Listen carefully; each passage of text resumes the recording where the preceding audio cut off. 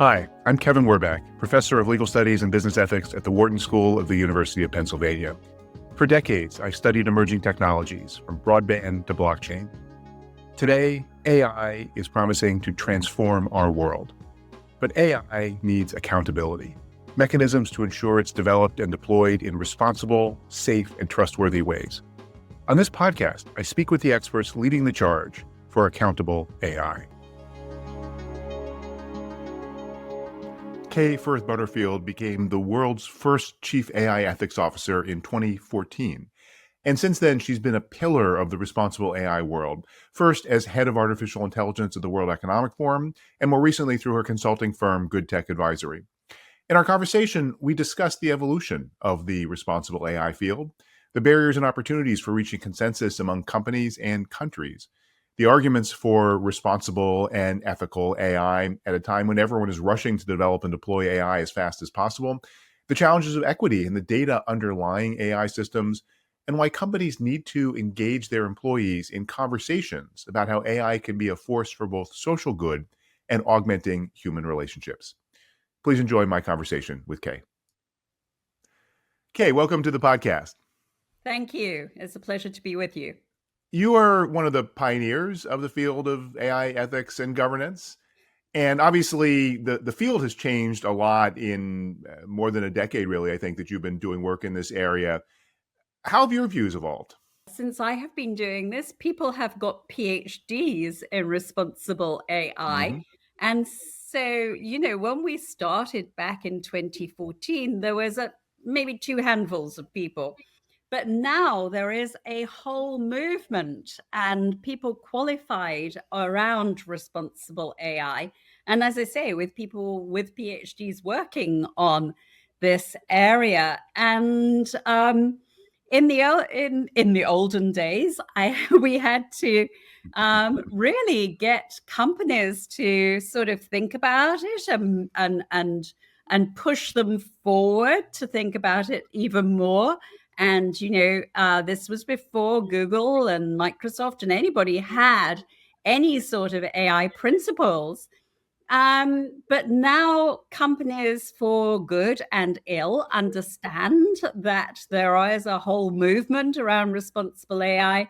And of course, now we have the OECD, we have the EU AI Act, China has regulation around AI, 44 states in the union have regulation around AI, but for how long, we don't know, of course, because of the embargo in the big, beautiful bill, if that passes.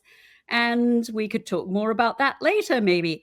And so, yes, I mean, it's gone from a few of us to a worldwide movement with some legislation in place. In terms of the work that you do and what you do with companies, though, has anything fundamentally changed now that it's part of this much broader movement? Yes, mainly because of the EU AI Act, I would say. I work with a lot of Fortune 100 and Fortune 500 companies, and any multinational is having to be cognizant of their liabilities under the EU AI Act. There was the movement around AI safety, and again, we can talk about how that's fractured. But I would say that with small and medium-sized businesses, we are still seeing difficulties in them really understanding the tools that are available to them and what the risks might be. And, I'm a lawyer by background, and in fact, I'm still part of Doughty Street Chambers. And I was talking to my fellow barristers just yesterday, and they were talking about the number of cases that they were seeing where briefs had been drafted with hallucinations around cases. Yes. And also where documents had been deep faked. And so I think that we're seeing the outcomes of not doing it right, and they are potentially very bad for society and business. Let me just ask you one more follow up on the first answer you gave. And this is probably something of a question against interest because I am an academic, but isn't there potentially a downside to the fact that now there are people doing PhDs in responsible AI, that it's now a structured, established set of academic disciplines? You have consulting firms going in. And, in some situations that can make it harder to really focus on what matters. I don't think so. I think it's great that people see it as an academic discipline. I think that it gives it rigor. In the past, there was a lot of discussion about, is this management and business, or is this law, or is this philosophy? And there were a lot of philosophers in the original field, and they felt that this word ethics, they owned this word ethics. And so probably we're not very excited about lawyers like me talking about it. But now I think now that we've developed the field, we can see that in fact all disciplines need to be part of this deep conversation about what we want from AI and how companies are delivering it. Absolutely. I have the good fortune of being a professor in a department of legal studies and business ethics within a business school, but most places don't have that interdisciplinary focus. So you spent a number of years at the World Economic Forum, leading AI work and AI governance work. And much of that involved bringing different stakeholders around the world together. So what are some of the biggest challenges to gaining consensus in those kinds of environments? Oh, I think that if we're just whether you're talking about companies or countries, I think one of the biggest issues was the fact that we were using this word ethics. And if you're working in an international setting, then different countries have different ethical perspectives. And so we very soon found ourselves in the, well, whose ethics are we talking about conversation. And so I really like the fact that we have moved to responsible or trustworthy AI. I happen to prefer responsible because that released some of those tensions and enabled us to really say, well, okay, do you as a country want to work responsibly in the social contract between yourself and your citizens and companies too? Do you want to be the person who says, I'm not responsible? It's not, and that, as you are being in a business setting, you'll know that doesn't do your brand value very much good. So I think that those things were problematic to begin with, but I think that we found ways to move forward. I also feel that nowadays when I'm talking to companies or countries, just say, why don't we use AI wisely? Because the use of the word wise takes away any of those judgments. I'm not making a judgment about you. I'm not making a judgment that you are irresponsible. I'm just saying that it would be good for the bottom line generally if you use it wisely. And that I think has become very helpful as we navigate what we've got to do at the moment. But you asked me about back in the days of the forum. I was there. I left in 2023. And so I was there just as we hit the cusp of ChatGPT. But before that, everything was so new and the conversation was so new. And so I think one of the other challenges was just to get people involved in the conversation and the art of the possible in that conversation.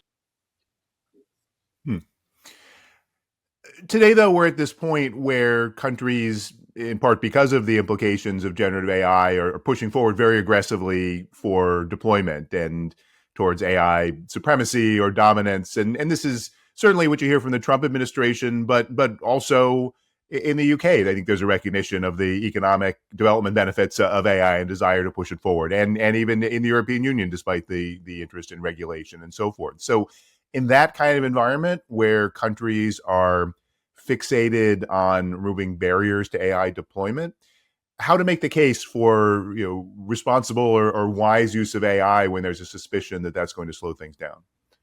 Yeah, I think it's hard. I mean, it's hard with companies as well because they've all been told that you need to Mm. move fast, break things, innovate, and responsibility or wise deployment will hold you back. But there is good evidence now that actually moving forwards, breaking things doesn't end up with you being successful necessarily. And so I was in Davos in last year, 2024, when the CEO of Accenture in the North America said that most of their work was undoing unsafe or unsatisfactory deployments of AI. And so Hmm. so just if we take some things that companies care about, one, have you educated your employees to use AI wisely? And if not, then you have set yourself up a potential problem. If you're just saying, okay, we're ignoring this and we're going to be using AI Mm. uh, in every way possible, then you're looking at using agents and you haven't thought about responsible AI. That's a recipe for disaster. And I think the other thing that people are, I hope, beginning to notice is that the public trust in AI is plummeting. So if we look at the Edelman Trust Barometer for this year, last year, the trust in AI plummeted by 22 percentage points. So it's now down in the 40s. So the majority of people don't trust AI, whilst at the same time, countries are saying, oh, and companies, we better move forward and break things. So there is this disconnect. And that's really important, I think, for the way that countries should be thinking about this, because, their citizens don't trust it. And yet they feel that they need to move on and release the constraints. Mm. And so really sort of thinking about the balance of GDP versus what your citizens want, I think is the missing link in this conversation. Mm. Why do you think so many polls around the world show that ordinary people's trust in AI is dropping just at the time when we see all these amazing use cases? Yeah, I think there are two major factors. One is, most of the world by number went to the polls in 2024, and so I think there is a lot of Mhm. conflating of social media problems, which are sort of old AI problems and have been around Mhm. for a long time, but they came to the fore with particularly deep fakes in these elections. And I think the other thing is that suddenly people are getting worried that it will take their jobs.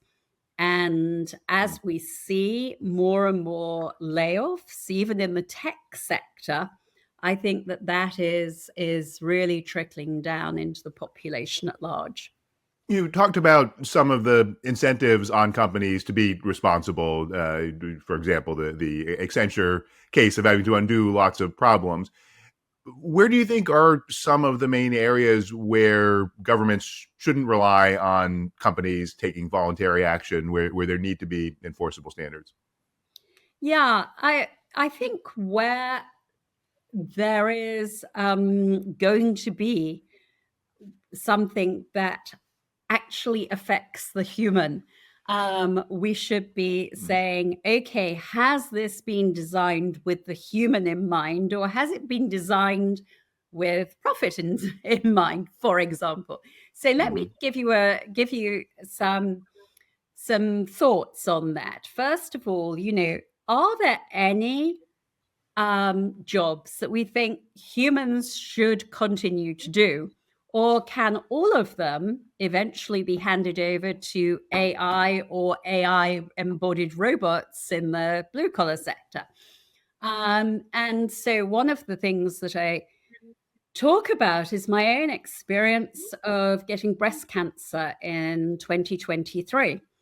And when my oncologist found out what I did, she said, wouldn't it be amazing if we could use AI to walk you through your journey with cancer? And I said, wouldn't it be Mhm. amazing if I helped you put AI in your back office and that gave you enough time to walk me, the human, through my Mhm. human, potentially life threatening illness? And I would prefer that. I know many people say to me when I talk about this, "Oh, my doctor's terrible. I much prefer much prefer an AI." But those are the sort of human choices about how we Mhm. that governments should be thinking about, or companies should be thinking about. Mhm. So if we look at healthcare, there's a lot of AI, there's a lot of potential business for AI in healthcare. And there are a lot of things that it can do really well, but you don't want it hallucinating in the healthcare system because people will die. It's different, perhaps, when it hallucinates in legal cases. One of the topics that you've spoken a lot about is the issue broadly of algorithmic bias and fairness. And you made the point that the data that's used to train many of these large language models and other AI systems is not representative, based on gender, race, global south, and so forth. What can be done about that, though, given that we have access and these companies have access to the data that's out there? Yeah, absolutely. And these are some of the big questions that I feel that our governments are not addressing. We should be having conversations about. So, first of all, I think the bigger issue is that we talk about how AI is going to make everybody's lives better and make business better, but actually, it's even if everybody who uses Facebook is using the AI tools of Facebook willingly and knowingly, we still don't have that many billions of people using AI. The benefits if or risks of AI are actually sort of now stuck in the global north, because there are 3 billion people who are not connected to the internet. So none of their data is known to an LLM and they can't use it. So that's, a good proportion of the world who aren't going to benefit from AI. So I think there's accessibility issues, as well as equality issues here.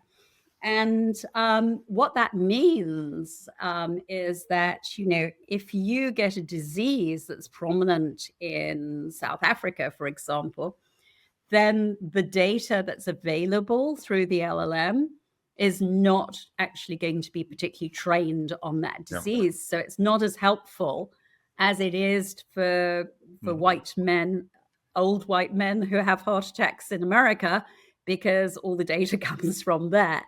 And likewise for women, the data that these machine that the LLMs can use, is the data that's available.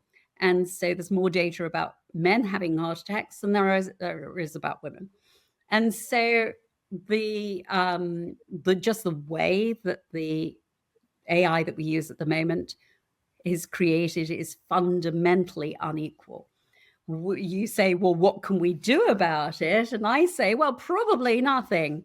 Um, and that's part of the conversation that we should be having, because, and not just that we can't do anything about it, but that as AI creates more and more of its own data, it is creating its own data at a faster pace than we humans are creating data. And so that actually means that we are caught in the past, because all of the data it's used to create its data is that historic Mhm. bias data.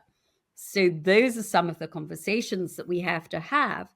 And you know, in some countries, maybe having your own sovereign database and LLM might be an Mhm. answer to some of this.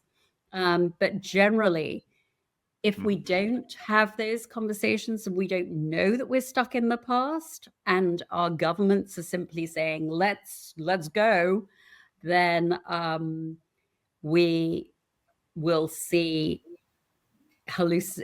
we'll see error compounded on error. So let Mhm. me just give you an example of that. If a litigant produces 12 hallucinated cases, and then that goes to the other side and they use ChatGPT and they produce 12 more, which is what's happening in legal circles. And then they batch those around using, and I'm using ChatGPT just because it's the one that's known, not to particularly single out ChatGPT. They bat around that. Well, that then, those hallucinated cases then become part of the law that the LLM knows, even though they're completely wrong. So they will come up again and again and again. And there's no way of filtering them out, saying they're wrong and you shouldn't be showing them to anybody else. No, it's a huge challenge, but with hallucination, at least they're objectively wrong, and no one would say that a lawyer should cite a case that didn't actually exist. We now have, especially in the United States, a political environment where there's real pushback on efforts towards fairness and equity more broadly, seeing that as a kind of discrimination in and of itself. So you talked about the arguments that became compelling for firms to adopt responsible AI in general. Are there ways to argue for this more inclusive vision of AI today? I think so. As I say, I do a lot of work with companies, and most of them are getting up to speed with the EU AI Act or have already done so. And so I think in large companies, the words may be different, but the intent is the same. Um, and that may be driven by Europe, or it may just be driven by the fact that people understand that diversity makes better business units. Um, Mm-hmm. so I don't think that it's going to, I don't think that it's going to stop the responsible AI movement. Mm-hmm. What I am seeing is that some companies that haven't thought about how they that don't need to think about how they set up with the EU are sort of feeling a bit adrift, because there aren't laws that you can follow. So a lot of companies were following the putative Colorado AI Act that looks really like the European AI Act, or they were following some states' laws around hiring, for example. But if you cut out all of those, you effectively cut out all the models that companies can follow. And so they're left by themselves to try to find new, to try to navigate a course that means that they don't lose their brand value because of some litigation. You sound pretty optimistic about the EU AI Act as a guiding light in this area. Can you talk a little bit more about some of the issues, given the implementation challenges, the debates over standards and codes of practice, and the discussions now in the European Commission about streamlining and pausing and so forth, somewhat in response to the US? Are you still optimistic that it's going to achieve its goals? I am optimistic that it's going to achieve its goals. I think that, after Vice President Vance went to Paris, everybody went, but time passes and different relationships form, and we will see. I think that the shock factor has had time to abate, and conversations are properly being had. Mm-hmm. Going forward, what would you say is the biggest thing that's missing from the discourse or from the practice of responsible AI today? I think one thing is the discourse. We are not talking about the future that we want as human beings or as citizens or as employees. We are merely having this steamroller roll over us. And so I think that's one thing that we urgently need to have. We urgently need to say, what is AI good for in terms of the human?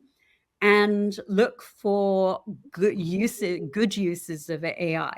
We are not having a sufficiently robust conversation about sustainability. We all saw Eric Schmidt go to Congress and say up to 99% of the world's energy by 2030. Should we not be having a conversation about that and whether AI is what we want, using all of our electricity, especially when there are billions of people who still don't have electricity connected? We are hoping that AI will enable us to find answers to climate change. We need to have a robust conversation around that as well. So I think that the conversation that used to be around responsible use actually needs to open the aperture and think about what is good for humans and what benefits do we want from AI and what can it actually deliver.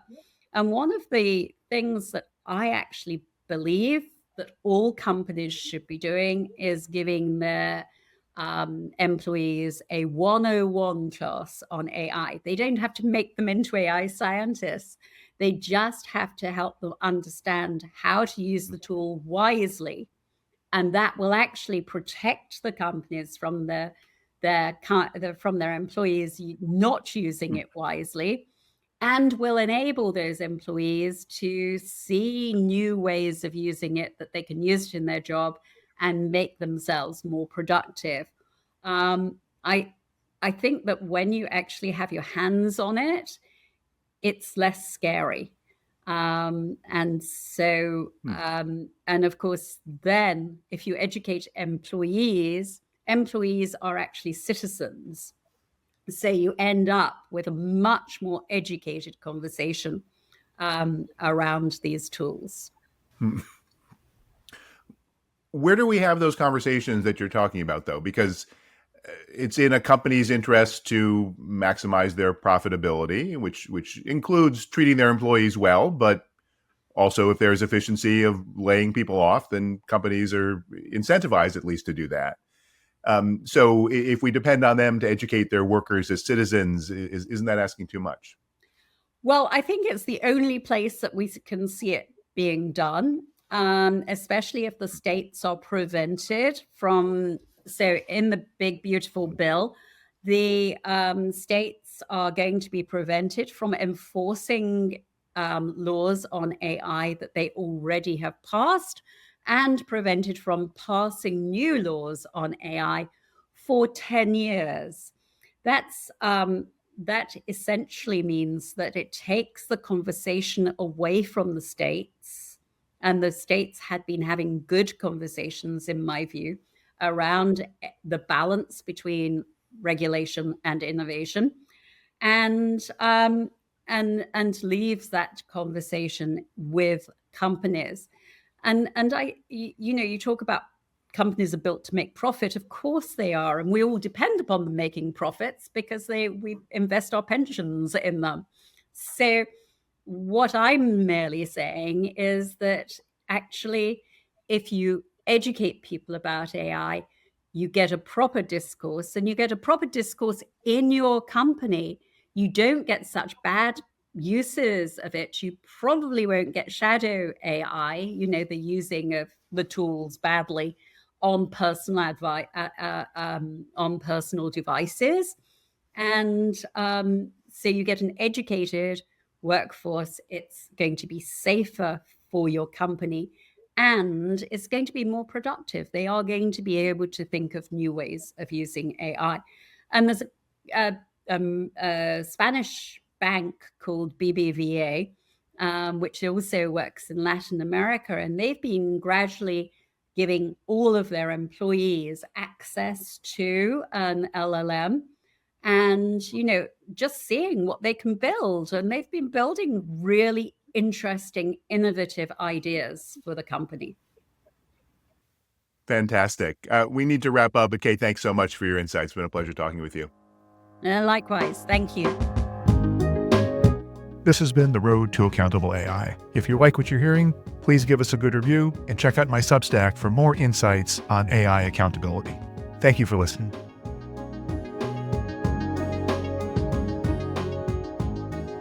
This is Kevin Werbach.